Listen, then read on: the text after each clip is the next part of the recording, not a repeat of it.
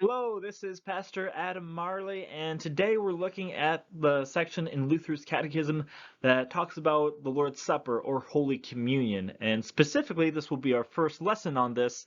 So we're looking at when the Lord's Supper was instituted and what it means, the very basics of the Lord's Supper. So let's dive in. When was the Lord's Supper instituted? Maybe you know this offhand and you don't need to think about it too much, but every time that we have a Holy Communion in church, the pastor usually says the words of institution. On the night Jesus was betrayed, he took bread, and when he had given thanks, he broke it and gave it to his disciples, saying, "Take and eat, this is my body." And then he took the cup, gave thanks, and gave it to them, saying, "Drink from it, all of you. This is my blood of the new covenant, which is poured out for you for the forgiveness of sins. Do this whenever you drink it in remembrance of me." When was the Lord's Supper instituted? On the night that Jesus was betrayed, right before his crucifixion.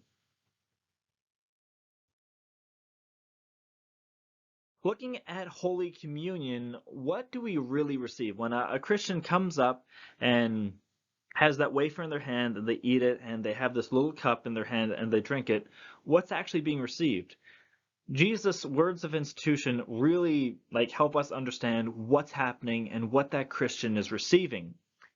We know that the bread is the body, that the wine is the blood, because Jesus used the word is. This is my body, this is my blood.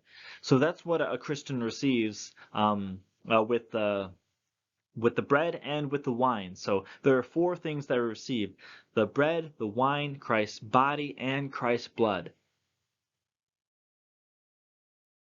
Unfortunately, people do sin against the sacrament by misrepresenting it and thinking of it in bad ways.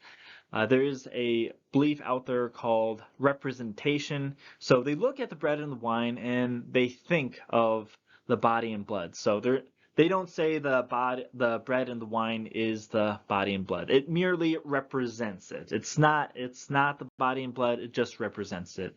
And that's going against Jesus' words of institution, because he doesn't say this represents my body and blood. He said this is my body and blood. So there's also another belief. This is found in the Catholic Church: transubstantiation. So if you remember what the Christian receives, it's bread, it's wine, it's body, it's blood. So four things. With transubstantiation, they say the bread and the wine, they're gone. It's only Christ's body, it's only Christ's blood. And we know that reading the Bible that there is wine there is bread there. So that would be an incorrect belief about the Lord's Supper as well. Who is the Lord's Supper? Who is communion for? So if we back up to the Lord's institution of Holy Communion, he's with his disciples. He's with other believers in himself, other Christians. So when we celebrate this today, it's with other believers. It's those who share that faith with us. So that is who the sacrament is for: other believers who are united in faith. And that will conclude this lesson on the institution of Lord's Supper, just looking at the basics of when the Lord's Supper was instituted and also what it really is, and looking at a few false beliefs out there as well. There will be a quiz below. I hope you can take that. And yeah, I don't think there's anything else to go through. And make sure you watch the next lesson. May God bless the rest of your day.